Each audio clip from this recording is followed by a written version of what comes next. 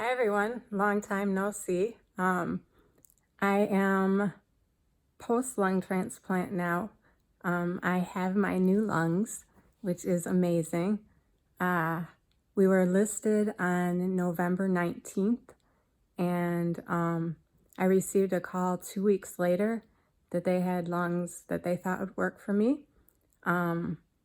Those were not perfect lungs, but they encouraged me to take them, and so we agreed. And before leaving, we got the call that those lungs did not work out. So then 2 weeks later, approximately, on December 13th, we received a call that they had what they considered perfect lungs and that I go ahead and come into the hospital. And on December 14th, I actually received my new lungs. And it has been quite the journey. There has been a lot of bumps in the road, but I am home now and still working on getting my voice all the way back. I was in the hospital I was in there from December 13th to January 5th. So, and for most of that time, I was intubated. For whatever reason, my body still had the high CO2. So I wasn't breathing deep enough with the new lungs to expel the CO2. So my CO2 levels were super high. So they ended up having to re-intubate me and keep me on a ventilator to get rid of the CO2. So I was on a ventilator for, it was probably 2 weeks. And then they decided they were going to put in a trach. And that way they could get the ventilator out of my throat. And the trach would be easier on me. So they did that. And I have some clips and stuff from all of everything that's went on. And I will eventually put that together and show you. It's just some clips from the drive down there as we went, and from maybe a little bit before the surgery and some after the surgery. And then from that point, after doing a trach, my body started to use the new lungs better. And eventually I was able to get off the trach. And then I was just down to my last drain tubes from, that go to your lungs. And once those were removed, things went pretty fast. I was walking even with the ventilator in. I was doing walks and stuff, but it was a whole big production to go on those walks, and it needed like 5 people to pull everything along that had to come with us. And you'll see that in one of the clips that I show. Then from the hospital, we had to stay in a hotel for a couple weeks so that we were within a certain range of the hospital, because we actually live about 2 hours away. So we stayed at the hotel, running back and forth to the hospital almost on a daily basis to get tests and blood and, x-rays and all that kind of stuff. And I was in over Christmas, and all this time I couldn't talk because I had the ventilator or a trach. So even just FaceTiming with family was almost impossible because I couldn't talk. So it did make the whole situation challenging. So for Christmas, we FaceTimed, but I just basically looked in and watched everybody open gifts and just got to be there in a way with them, but couldn't really interact because I couldn't talk. It also made the situation in the hospital challenging because I'm a question person. I want to know everything that's being done to me. I want to know everything that's being given to me as far as drugs and that. So I eventually came up with a system with a whiteboard, and I probably drove all the nurses and doctors crazy with my writing and questions. But it's okay because I needed to know certain things. And because the hospitals right now cannot have visitors, I had no one there to advocate for me. So I had to advocate for myself. And yeah, I got it done. That's for sure. And it's been more than I anticipated. I kind of figured that I would be in and out and back to my usual self. What I didn't realize is that for every day that you lay in the bed, you lose like 7 days of strength. And so I was in the bed for like 21 days. So when you times that times 7, you come up with almost a half a year to get back to where you were at. I'm doing good now. I think the weakest thing on my whole body ended up being my knees, which is kind of funny because I used to be able to get up from the floor from like a cross-leg position with, nothing, just standing straight up from there. And now I can barely get up from, kneeling down to get something. But since I've gotten home and I've been going up and down our stairs, that's getting better. So I can definitely see improvement. The pluses are that unlike when I had my sick lungs, I could exercise and exercise and exercise and still just maintain. I wouldn't really get any better. And it was also a slow decline backwards, even with the exercise. Now I can go up and down the stairs, and like I said, I can already see improvement with my knee strength and other things. So it's just a matter of time and building strength. So that is nice. There's a million and one things that are nice to do now, and it's not even the fun stuff yet. Like just unloading the dishwasher or doing the dishes. I don't have to stop and rest, or making the bed, to be able to just make the bed or take the sheets off, and change the sheets on the bed without having to stop and rest, or going up the stairs without needing to sit down when I'm at the top. And yeah, there's so many just little things around here, doing the laundry, carrying the clothes down, and all that kind of stuff. It's just so nice to finally be able to do that stuff normally. And I think that when you've been doing stuff a different way for so long, it becomes normal. So now, only after getting the new lungs, do I realize how not normal I was actually living. So yeah, it's nice. I'm able to pick up my grandchildren now, not just hold them when I'm sitting, but literally walk over to them and pick them up and walk around. And so, and talk to them while I'm doing that. So yeah, it's been a big deal. And I can see where in time it's just going to be more and more strength building, and I'll be able to do more and more. So, and then not having the oxygen hose to always be tied to, like, I don't have to think about what way I'm going to go around a table to make sure that I don't get, caught up or stuck or whatever.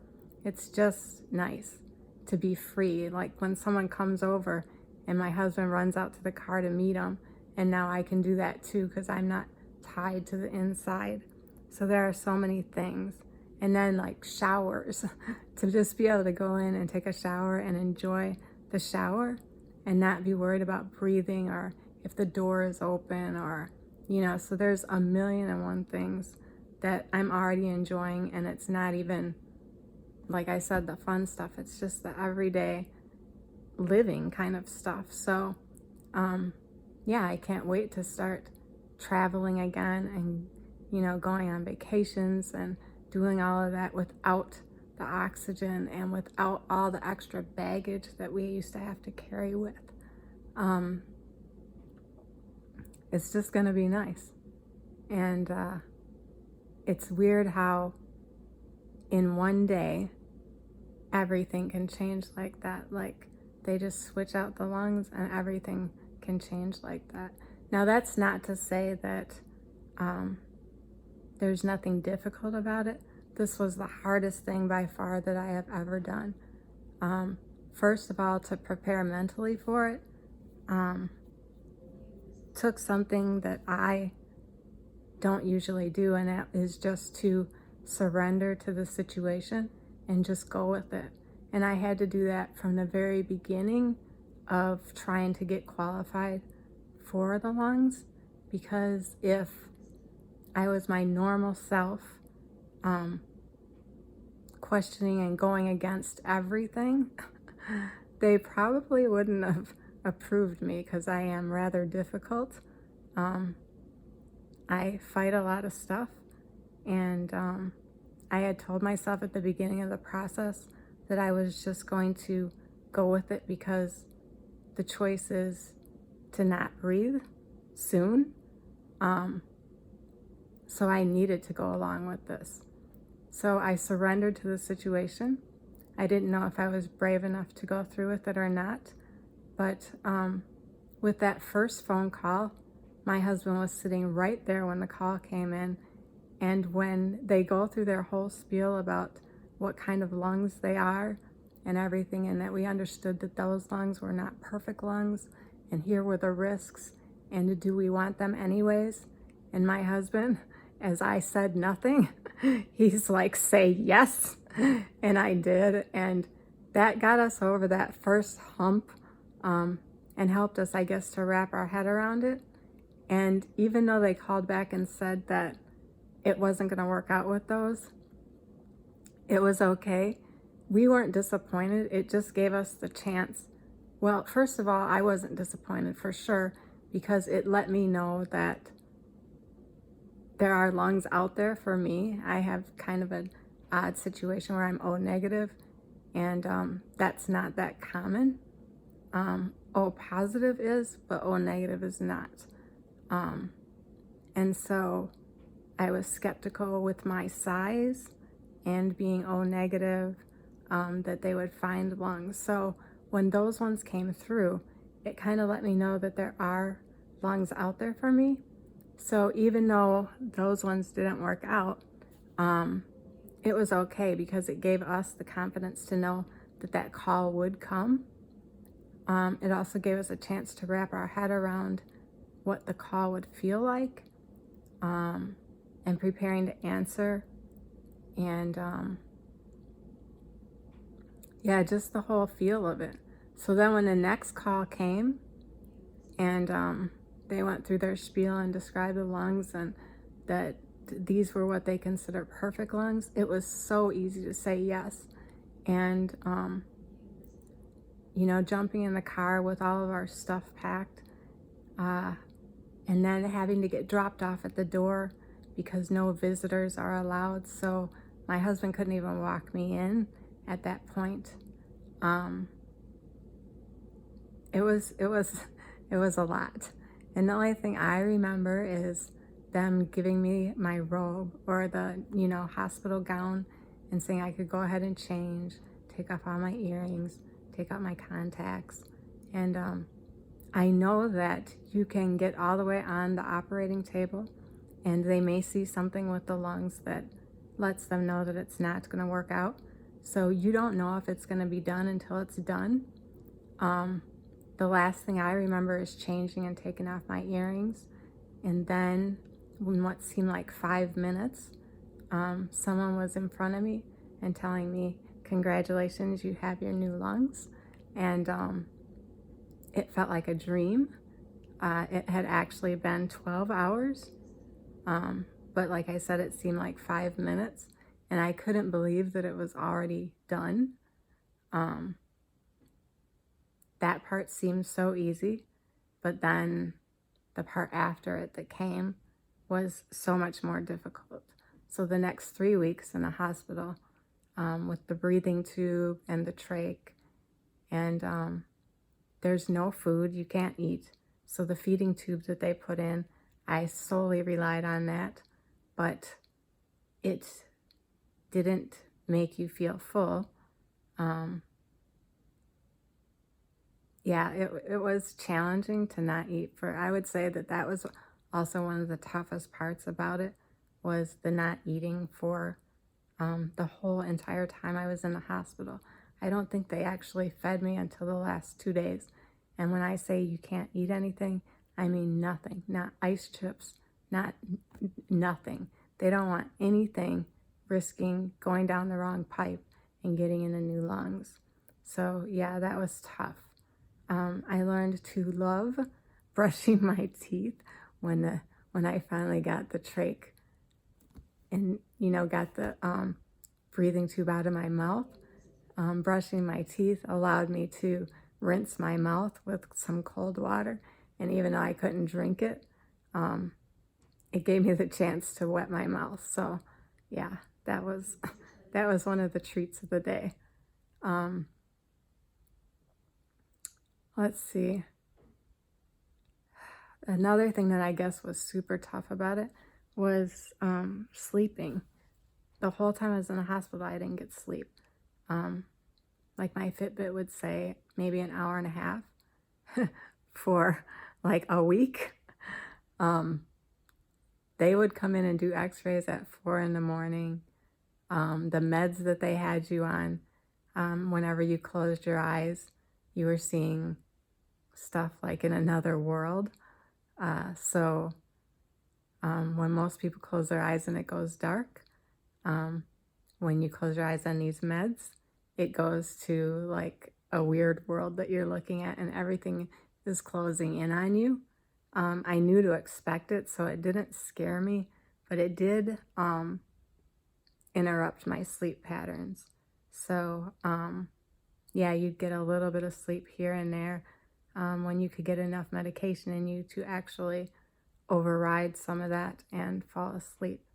My sleep problems continued until about a week ago. So after getting home, I still went through probably another week of not being able to sleep. And then finally, about a week ago, I started sleeping. And oh my God, that made all the difference in the world. People definitely need sleep. So yeah, that was really nice when that happened. Another thing that's strange is the medication, and there is a lot of it, but it has the food tasting funny. So even though I couldn't wait to eat when I got out of the hospital, like I just wanted some of everything. But when I started getting food, it has a very metallic taste to it. And they said it's one of the transplant meds that make it taste like that. I'm hoping that over time that, subsides a little bit, because it affects everything from water to, just about everything you drink and everything you eat. So you have to look for foods that are sweet, that overrides it, salty, or so basically all the not healthy ways of eating. If I guess spicy is good. Yeah, so, or orange juice, anything with a strong taste can override it. Some lemonade, sweet tea if it's really sweet. Oddly enough, soda. My favorite drink is Dr. Pepper, and I only have one of them a day usually, but I really savor that. And you can't taste the fizz at all, so it's like drinking a flat soda. So yeah, it takes the fun out of it. But yeah, it's been, other than those, other than the pills, which is like a whole meal, there's so many. And I have a problem in my head with taking so many pills, so I have to kind of reconcile that. In my mind, that's the one thing that I am really going to have to let go of, is the fact that I have to take so many pills. Yeah, so once I get past that, I think I'll be okay. Since we got home, I've just been chilling, no makeup. We've gone shopping a few times, which is great to be able to go and actually enjoy the shopping and not just be existing, going along with everybody while I'm focused on breathing. I've ran in and out of stores now, or places, for my husband, so he can just drive up and let me run into the UPS store when we have stuff to pick up and everything. And that's kind of nice, because I couldn't do that before because I had too much baggage to take with me. So it has been just great, just getting back to life as normal. And this is only the first couple weeks after the surgery. So I am so glad I did this. I just can't even tell you that I am so thankful for the family that donated the lungs. They let us, I guess, if they want to contact us or if we want to contact them, in a year. So a year has to go by before we're given any more information about the donor family. And we are also encouraged to write a letter, which I still have to do. I just want to make sure that when I write it, that I express how truly grateful I am for the opportunity that has been given to me. So I'm really taking my time to do that. I want to put a lot of thought into it. So yeah, but other than that, it's been amazing to just be free and breathe normal and go up and down stairs and walk and talk. And I mean, just live how people were meant to live. So yeah, my hair has grown quite a bit. I have it mashed down and under control, but it's like up to here, and I'm trying to grow it out. So I'm trying to figure out a solution. Normally when I do that, I get it braided and then you don't see it during the awkward moments. But with the pandemic, I don't want to go sit in anywhere for the length of time that it takes to braid it. So trying to find other solutions. And now that I can take care of my hair long again, I would like to get it back to that. So that is what I'm going to be working on. So you have to excuse the hairstyles. They're going to be changing over the next few months.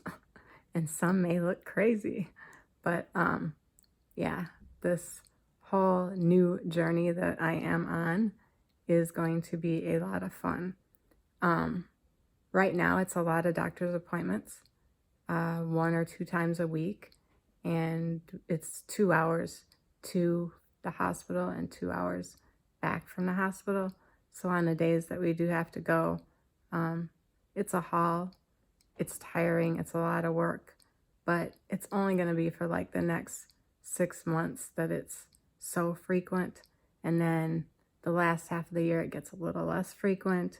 And then we get more normal with appointments. So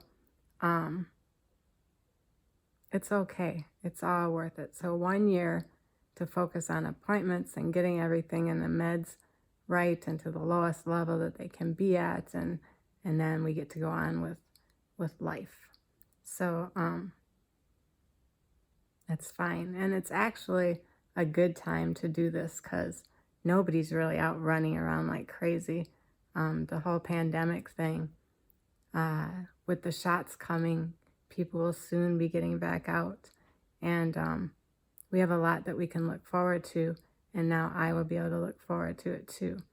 So also to anybody, I know that I saw a couple people that were considering a lung transplant or were saying that they don't think they could do a lung transplant. All I can say is everybody has to make the decision that's right for them. I know if you go back in my videos, you'll find a video where I said that a lung transplant was not right for me. And at that time, it wasn't right for me. I was still quite active on oxygen, and I wanted to live as long as I felt that I could and be healthy, you know, with the oxygen and active. My turning point, though, was this past year. I wasn't able to do as much. When we came back from that trip and I ended up in the hospital with a heart rate of 150, sitting still. From that point, everything kind of changed and my lung function declined a lot after that. So this whole past year I spent working out and trying to make things better and get my strength back. And no matter what I did, my lung function kept declining. It went from 21% to 17% to 15%. And by the time I got the lung transplant, I was literally at 12%. So for me, that was my turning point. I knew that if I didn't go ahead and get the lung transplant, that I wouldn't be doing anything for very long. So each person has to make their own decision. And I don't know that waiting till you're 12% is the right decision. Because at that point, part of the problem that my body had switching over is I had lived with this situation for so long and I was living so abnormally the way I was breathing that even when I got the new lungs, I didn't know how to breathe normally with them because I had been breathing so abnormally for so long. So that was part of the problem of the adjustment period for me. So most people, I think, get transplanted around 23 to 20% lung function. So I had waited quite a bit longer than most people. But like I said, you have to do what's right for you and what you feel like your gut is telling you to do. There are the valves out there, which a lot of people know about.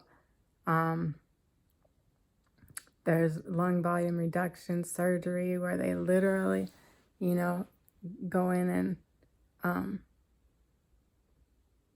remove part of your lungs to give you more space.